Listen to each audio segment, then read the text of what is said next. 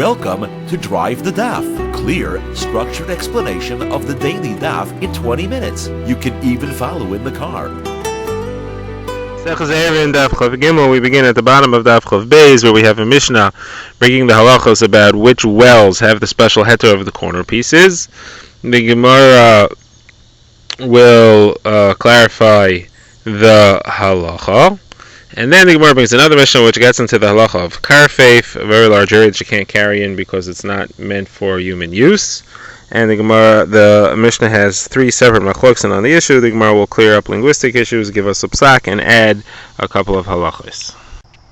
The first Mishnah discusses the halacha of the well, which we are allowed to make a very lenient wall around to be able to draw water from it on Shabbos. And the Mishnah is discussing what type of well is this referring to. So there are two factors. Is it a well which is dry standing water, which may dry up, and once the water is gone, the heter of using those wells would disappear?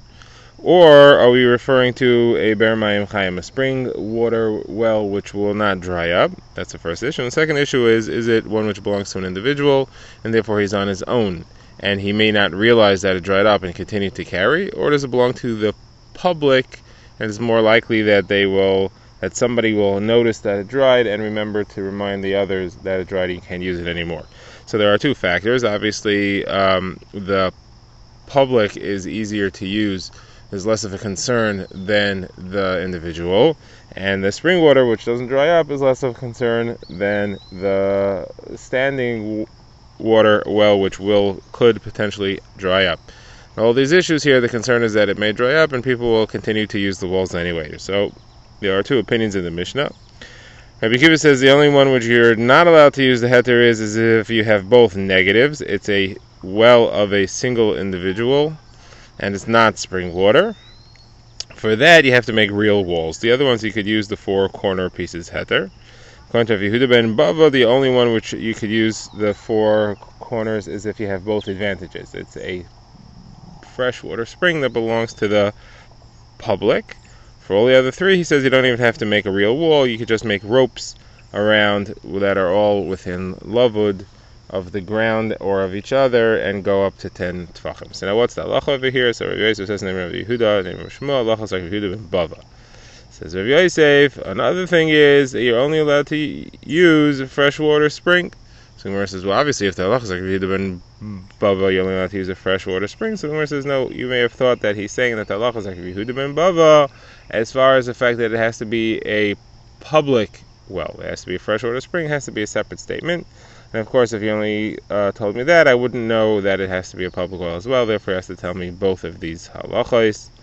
And that is the Gemara's psak, and the Gemara right away goes to the next Mishnah. The next Mishnah launches us into the halachos of karfeif, or karfifin, which is a subject which we've seen discussed briefly earlier, and here we'll more specifically discuss its halachos. A karfeif literally means a place where wood is stored, but what it's used as a halacha term is a very large area which is not meant for people to be going into. It's not a place for people to use by entering and exiting all the time. It's a storage area where you leave things for a while. It also applies to any other area that people would not readily walk into and out of. What Chazal term that is a place which is not hokaf l'diur. It's surrounded by a wall. It has a very solid, complete wall. Nothing wrong with the wall, but it's not meant for use. So the halacha of this place is that if it's very large, Chazal said it's like a Rishus Harabim. It's not a place that's used for any specific individual's living needs. And it's very large, so it's similar to a Rishus Harabim, and therefore Chazal said an interesting halacha. Even if it has a full wall all the way around it, it still has the halacha of a carmelis.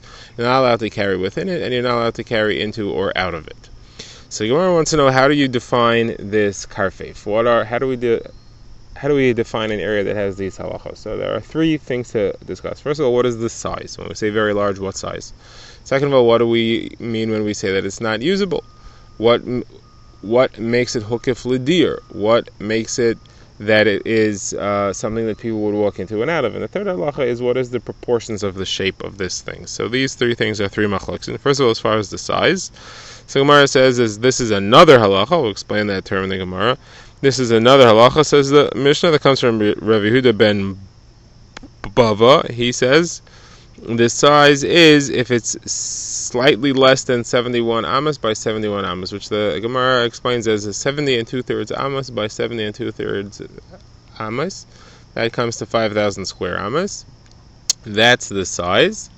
According to Rabbi Akiva, that size itself is okay. It's larger than that becomes a problem. And according to Rabbi Eli, quoting Rabbi Eliezer, it's nowhere near this amount. This is what's called a base sasayim. The actual figure is a base core, which is 15 times larger. It's 30 sa'ah. It's the area where you could plant 30 sa'ah of grain. So it's far larger. That's the three opinions as the size. Now the question is, what makes it defined as something which is used for living?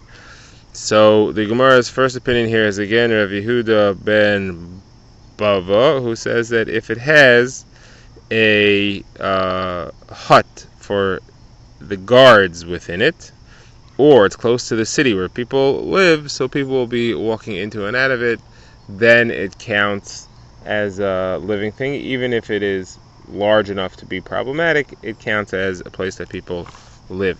Rabbi Akiva, Rabbi Yehuda says it doesn't have to have huts, doesn't have to be close to the city, it just has to have something that could contain water, a well, a ditch, a cave, or something like that.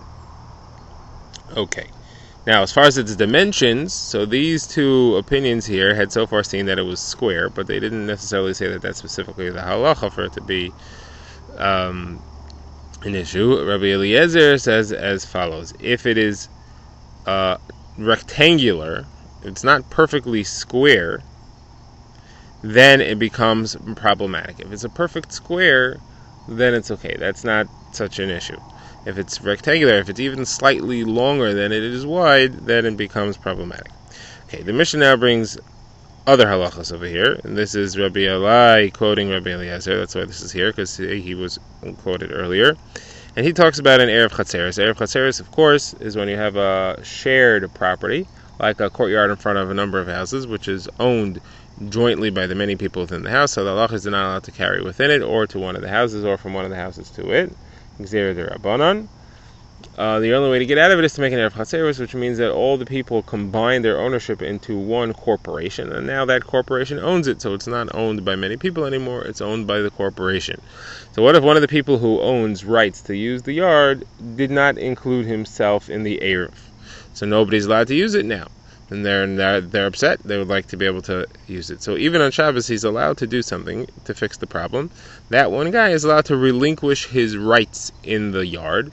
That way, he's no longer part of it, and everybody who is part of it has joined the corporation, and that's okay. However, once he's relinquished his rights, there's limits as to what he's allowed to do, because if he keeps using it like normal, then it's not an actual relinquishment.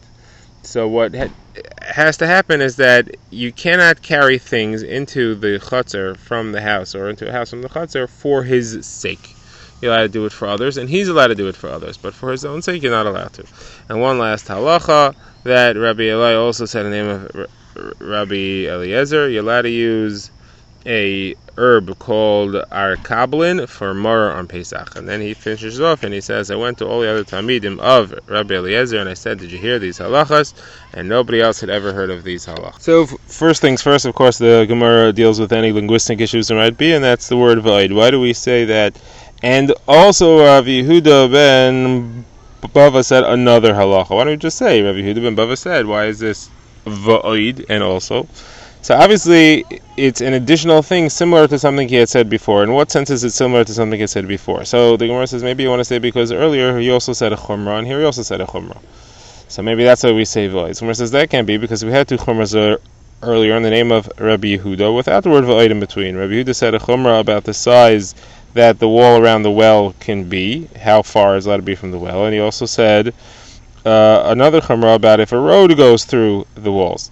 So you can't, and we didn't say v'oid over there, so why should we say v'oid here?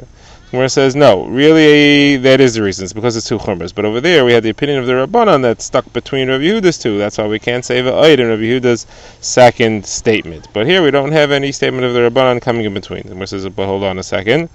The Rabbanan coming in between is not a reason to cancel a v'oid, because in Masechel Sukkah, we have a statement of Rabbi Eliezer about how many meals you have to eat in the Sukkah. First, he says 14. Then the Rabbanan inserts something else. The Rabbanan argue, and then he says, and you could also make one up if you missed one at the end. So you see, he says two halachas. Rabbanan insert in between, and we still say v'oid. So the Rabbanan inserting in between is not a problem, is not a reason not to say v'oid. And yet, in Rabbi Yehuda's statements here, even though the Rabbanan were inserted in between, we still didn't say v'oid. So obviously, v'oid cannot be triggered by the fact that you say two chumras. There's got to be something else. So the Gemara says, no. Really, it is the two chumras, and the fact that the chachamim inserted in between is only a problem if they change the topic, and they discuss something else. Between those two Rabbi Yehudas, they changed the topic. That's why we didn't say v'oid there. By Rabbi Eliezer and Sukkah, they didn't change the topic; it was the same subject, so we still kept the v'oid. Gemara now returns to the Mishnah to analyze the various opinions in the Mishnah. So we had seen a machlokes about what size courtyard, what size enclosed area, which is not going to be used by people going in and out of it, is permitted or forbidden to carry within it. So the Gemara had said that Rabbi Akiva's opinion is that even if it's exactly 70 2/3 amos by 70 2/3 amos, that's okay. The first opinion was that it has to be smaller. Rabbi Akiva says that here is also good. So the Gemara asks, that's a base court. That is a base sasayim. So that comes out exactly the same as the opinion of the Chachamim in the Mishnah on Daf Ches, that over there, the Chachamim had also said that this shear is a base sasayim. So what's the difference between Rabbi Akiva's opinion here and the Chachamim's opinion on Daf Ches? It's the same opinion. The same size is permitted, even if it's not being used. It's only larger than that. That's a problem. So the difference is a very small amount. 70 2/3 squared is not exactly 5,000 square amos. A base sasayim is 5,000 square amos. And the way we measure that, the way we figure that out, is because we know that it's the size of the courtyard of the Mishkan. The courtyard of the Mishkan measured 100 amos by 50 amos. As we're going to soon see from Sukkim, we learn from there that you use that square amorage to determine the size of the base sasayim. So that comes out to 5,000 square amos. However, Rabbi Akiva here says is 70 2/3 by 70 2/3. 70 2/3 times 70 2/3 is actually 4,994. So it's 6 square amos less. That's that small 6 square amos size. That's the difference. Now, the Gemara now brings the Psukim to prove that it's the chutzah of the Mishkan, the courtyard of the Mishkan, that we derive this from. So Gemara quotes the pasuk in Shemos, "Erech hachatzar me'ah ba'ama." The length of the chutzah was 100 amos, v'orechav 50 b'chamishim, and the width was 50 by 50. What does that mean? The width was 50 by 50. That doesn't make sense. And it says it means that the width was 50. What we want you to do in a certain halacha, something not included here, some other halacha is we want you to take the extra 50 and redistribute it. So what happens is as follows: you take the Mishkan's courtyard, which was 100 by 50. You cut it neatly in half so that you have two 50 by 50 squares. Then you take one of the two 50 by 50 squares, you redistribute it around the other one so that you still have a perfect square. So you end up now redistributing the same acreage in the same area into a perfect square. So what would be the perfect square? That's 5,000 square amos. So it would be slightly more than 70 2/3 amos by 70 2/3 amos.